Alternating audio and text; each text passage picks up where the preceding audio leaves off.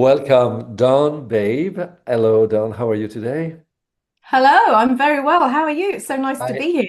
Okay, and likewise, I really appreciated our pre-podcast conversation. It was really great to hear all the good things that you do at Crowdfunder. So, Dawn, for our audience, is the co-founder and co-CEO of Crowdfunder, an organization that really has an amazing mission to bring good to the world through the power of the people, right? And the power of, of people's money. So, with much ado, I have a question for you. Don, why don't you tell us what got you here, really your story of origin in a few words? Our origin story in a few words. Yeah, well, it's really interesting. Our story kind of links to the US, but we actually were founded in the UK. So there's an interesting story, and we're kind of coming back to the US again, which I'll explain. So about 12 years ago now, I was working with some entrepreneurs, and we'd seen this strange thing happening in the US called crowdfunding. And it was about the time that Kickstarter got going. And we thought it was a really interesting idea, but it wasn't particularly big in the UK. And we just wondered what the flavor would be in the UK. If we did it in the UK, what would it be like? And in the US, it was all about products, gadgets, films, movies, and so on. But we kind of wondered whether it would be the same in the UK. So we set ourselves up above a surf shop on a beach. We kind of thought we were a California startup star, you know. This is down in Cornwall, not quite as glamorous, not exactly Silicon Valley. But anyway, we set ourselves up in a surf shop with work experience and a sofa and a packing crate, and that was how it started. And we launched Crowdfunder, and it was one of those ideas that as soon as you showed it to someone, people would go, "Oh my God, that's brilliant. What do you need?" The answer is yes. Now, how can I help you? And we'd be like, "Wow, I'd never really worked in an idea that was that instant and got that much attention so quickly." But very soon it kind of emerged that the flavor of crowdfunding in the UK was a little bit different to the US. The flavor was all about the community coming together and getting behind a great idea, something they wanted to see in their community, something that they wanted to see happen. And so it started to just, gather a life of its own. So we started seeing these amazing ideas that were all about tackling society's challenges in communities, in a place. So, for example, dementia cafes, yoga retreats, you know, uh, projects that was tackling social isolation, drug addiction, and so on and so on. And it just really started from there and just kind of grew and grew and grew. Wonderful. What an amazing story. Okay. We'll come back to the US a bit later. So, it has a unique model and impact. Okay. Can you tell us more, how crowdfunder stands out in the crowdfunding landscape? You mentioned that unlike platform focus on products, you just said that crowdfunder is dedicated to project that benefit the Yeah. community. Can you elaborate on the types of projects that thrive on crowdfunder and Yeah, the so impact it so we're makes? yeah, so we're a very purpose-led organization. We're all about funding positivity. And we believe it's all about tackling society's challenges. And we believe that sometimes the best ideas um, as to how to tackle society's challenges don't live in big blocks of concrete with a ballroom attached called the White House. Sometimes the best ideas of how to tackle society's challenges live in the hearts and minds of people on the ground who Mm, know what it would take to tackle some of their challenges, but they just need a little bit of funding and support. And that's where we come in. We're all about enabling people to raise more money more easily. So we're really about just getting that community behind you to raise money. So that's kind of what marks us out as a sort of in a different space, really, to some of the other platforms that are around. In the US, we're fee free. And in the UK, if you're a not-for-profit, we're fee-free. So we're really trying to help people as much as possible raise the money they need to make their idea happen. wonderful, wonderful. So there's also another superpower, right? The match funding. So can you tell us about this too? I think it's a very smart idea. Yeah. Yeah, so this is something that's like ours. secret sauce, kind of our little superpower, as you said. Okay. So in the UK, at any one time, we could have up to 15 million pounds worth of match funding on the platform. And what that means is if you come onto the platform with your project, there could be some match funding available for you. So this means that any money you raise could be matched pound for pound or dollar for dollar in the US. And you could literally double or triple your money, which is obviously very nice. And that match funding comes from different partners who want to support ideas that they care about. So this could be somebody like British Airways, or it could be Aviva, it could be Sport England, or it could be a local authority who want to sort of support local projects in their area. And a sort of little exclusive for you, Francis. We're just about to announce the launch of our first US match fund. Wow. And that's going to be called New York Sparks. And it's all about crowdfunding New York. And what we're looking for is 8 brilliant projects who are doing something amazing in New York to help their local community. And if they crowdfund with us, they could receive some match funding. So all the details will be sort of made public in a couple of weeks' time. But if you're watching from New York, that could be of interest to you. Wonderful. Wonderful. Okay, so we need to talk, you know that. Okay. We need to talk. All right. As a New Yorker and a Californian, right? So, all right. Okay. So all of this is beautiful and translates into $500 million raised, right? And a growing interest in crowdfunding. So what recent trends have you observed in the giving landscape, especially concerning the younger generations and digital giving? Yeah. So as you said, since inception, we've raised over $500 million for projects, not-for-profits, charities, individuals, and businesses, right across the UK, but now right across America as well. So quite a lot of money raised. Some of the trends that we're seeing are quite interesting. So one thing that's very clear and is becoming even more urgent right this minute is cost of living. So we're seeing a lot of people, organizations being moved to raise funds because of the cost of living crunch that's on at the moment. So obviously that's affecting us in particular because of things like oil and the Iran war. So those things are kind of exacerbating people's need to raise money for organizations that they're running. So that's kind of something that's very of the moment, if you like. But Hmm. on the other, in a more sort of long-term strategic trend that I think is interesting is if you look at a lot of the reports that are being published by large organizations, charities, or organizations that aggregate charities, they're saying that donating to charity is declining. It's a sort of declining area of the market. People are giving less and less to charity. But actually, our sense is that, in particular, younger people, they still want to give back to the communities they're part of, but they're looking to do it in perhaps slightly different ways to the traditional form of, charity fundraising. So increasingly, young people, they don't want to chuck money into a bucket as they get off the train or the tube. They're looking, they don't even have a purse anymore. They have their card or their phone, and it's digital giving.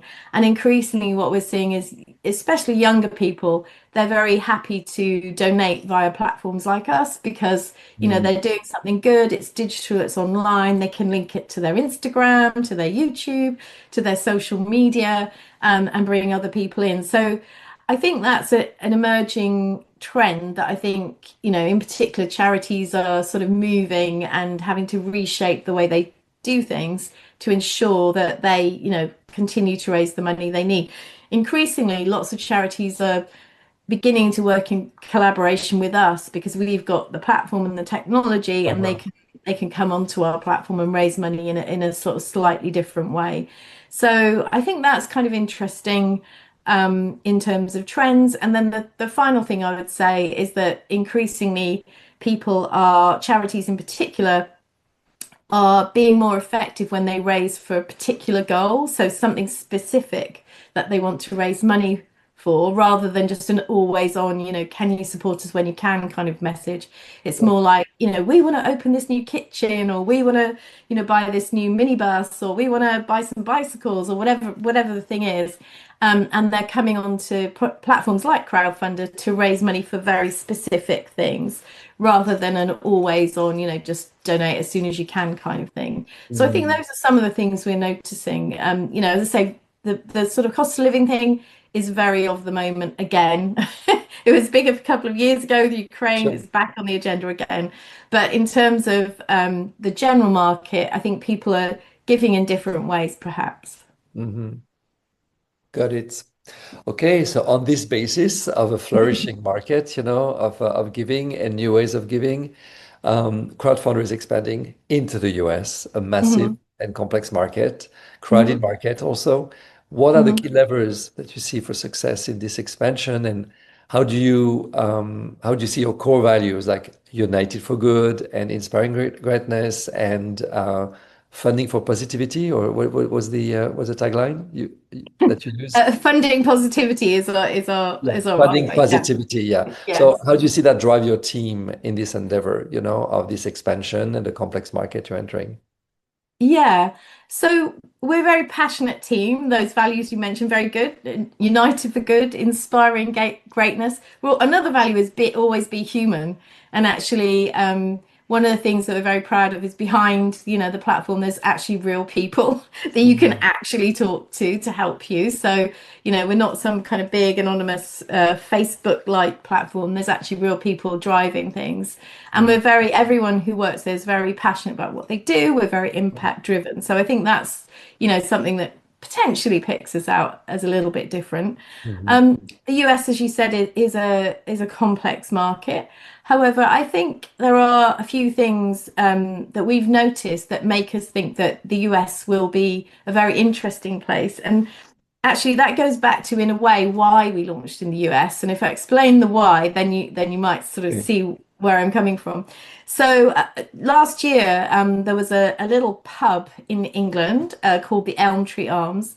It was a sleepy little village pub, and it needed to raise hundreds of thousands of pounds to stay open, to keep the lights on. It was facing closure. And the people of the village got together. They all wanted to save the elm tree, and they made this very, very funny little viral video, which was basically boomers, so people, you're my age, Francis, sort of using all the language and all the sort of style of Gen Z, so words like slay and I don't even know what the words are, but anyway, it's a very funny video. It blew up, it went viral, and it crossed the ocean to the US. And almost unbelievably, we started to see more and more people donate to this project in the UK from the US, and we could see pledges coming from New York, from LA, from Texas, Kansas, and so on.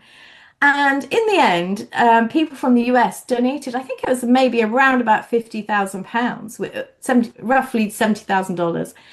We were just astonished that so many people from the US would donate to save this little cute English pub that they'll never go to, but they were still pledging lots of money to Oh, save it. wonderful. And when we step back, we started to see in the data that actually a really good chunk of people from the US were supporting English projects with their Wow. money.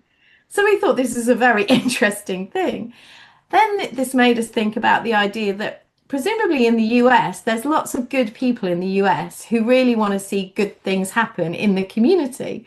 And actually, maybe there's a space for us to be there in the US, helping those people to support really good things that they want to see happen. Mm, So really that's kind of what encouraged us to try put our little pinky toe in the US and mm, see what happened. And so far, we've been really pleased with the amount of, we've met some amazing people doing amazing things in the US, literally fantastic.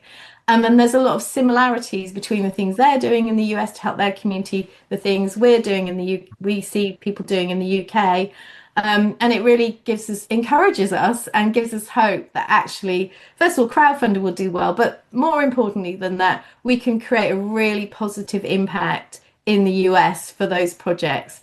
and make their fundraising hopes happen and allow them to deliver more impact in their community. So that's kind of what spurs us on because we can see there's a bit of potential there. Yeah, wonderful, wonderful.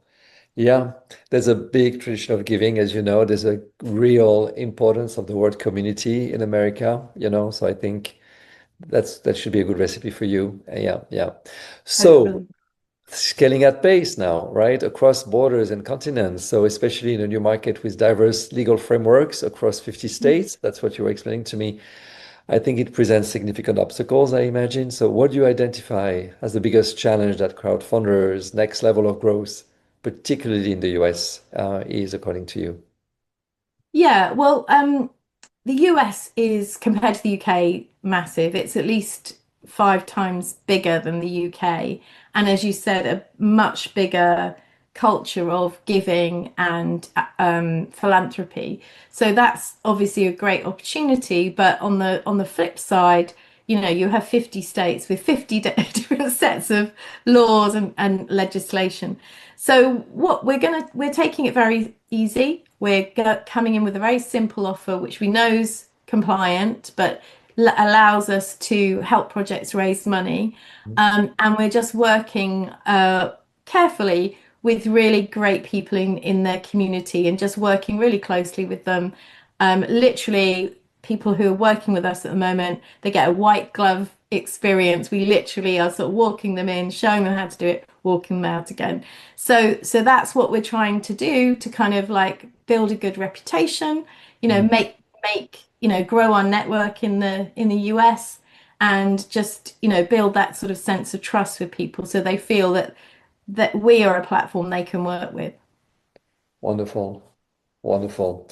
Yeah, I think the white glove approach, will get you a long way for sure and build the right relationships. I think it's a very smart move. So then, maybe a couple of words on how are you going to leverage your people, across borders and across continents because they play a big, big role, the team, and human first type of approach that you have. So how do you see that actually helping with effective scaling? Yeah, so obviously our people are everything. We're united for good as a team, and it's a credit to our team's cleverness, hard work, and innovation that we've helped so many people, and we've raised the £500 million that you mentioned. What we're looking to do is to use some of the insights and the knowledge we've built, some of the skills that we've acquired, and transport that, if you like, to the UK, to the US, sorry, and scale it. We've got some boots on the ground in the US now. Mm, Some people well, a few people, one of whom I used to work with in the UK, so that's handy. And we've built a sort of hub in LA, a hub in New York, mm, and we're starting to, if you like, export our knowledge, do a knowledge transfer from the UK out to the teams in the US and help them sort of scale from there. So using their local knowledge of the communities and the people out there, but using some of the stuff that we know to kind of start to grow things in the US. wonderful, wonderful. I mean, lots of ideas racing through my mind. So let's talk about innovation, AI, the impact, So you've emphasized AI as an enabler and a tool for good within crowdfunders. So how is Mhm. AI currently being introduced into the heart of your platform to make it more efficient? And how do you envision AI further structuring the organization's strategy to get it to its next level? Mm. So we read some reports actually, which I don't know whether you've seen them as well, which is that in research, it's shown that AI has been often in companies been adopted at the bottom of the organization. So the teams are using AI to help them, and the leaders are kind of a bit afraid of it and don't really know what to do with it. In Crowdfunder, we've actually adopted almost the opposite of that. So we've got a head of data and AI. We've been running AI dojos, so these are like workshops. So we've been involving all the teams, sort of experimenting with different ways of using AI. On the one hand, to make them more efficient, so they don't have to do all the drudge work that perhaps they have in the past. But on the other hand, using it in innovative ways, increasingly innovative ways to solve problems and also at the very front of our minds is we need to help people raise more funds more easily. Yeah. So all our efforts go towards solving that challenge. And we're using AI to sort of help us solve that challenge. So we're using AI to do things like match people with the right funds in the UK. Mm, We're using AI to look at, where to sort of detect good projects, mm, also to detect projects that aren't really working. And we've also built a tool that will help project owners market their crowdfunding campaign better. And this mm, is a fantastic tool which is in beta at the moment, but it seems to be working. People love it. So we're actually using AI to help them work out how to run their crowdfund more successfully. mm. So there's all sorts of things we're kind of doing, and we're really embracing AI as a tool, right? And we want to use it as a tool for good and make Sure. the most of it. So that's the thrust of what we're doing with AI. Yeah, yeah, it's a tool, it's a dynamic tool. It self-learns and and self-grows.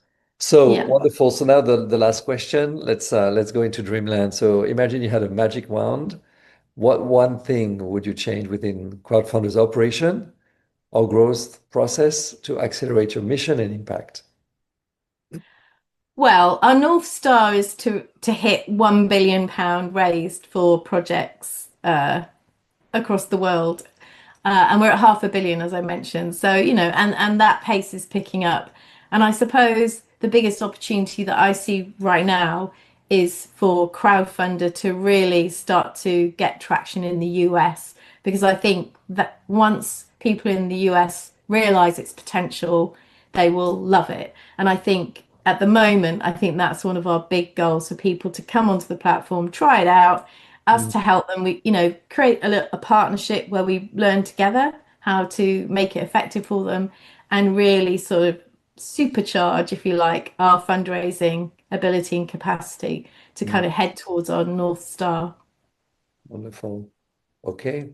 So from a beach in the UK to the beaches of Los Angeles and New York, your work with Crowdfunder is, I mean, needless to say, truly inspiring to me, and I'm sure to many people listening to you. So thank you for what you're doing, for very You. much from the heart and mind. So for our listeners who are keen to learn more about Crowdfunder, they should go to crowdfunder.com and find information about the company and either search a little bit probably about the founders, you, okay, Yeah, Dawn, yeah, Babe, and also you can find Dawn, Babe, Bebe, on LinkedIn. yeah. She has an interesting profile, and it will be a delight for you to get to know her work, her personality, and everything she does beyond this podcast. So thank you so very much for sharing your insights, your journey with us Thank you. today. Yeah, Don, really a pleasure, and it's been a truly engaging conversation. So Yeah. Well, thank I you I, ho very I much. really hope it's been helpful for your audience, and thank you so much for inviting me. It's been really interesting. Thank you. Totally my pleasure. Thank you. This is the end of our podcast. Thank you, Don.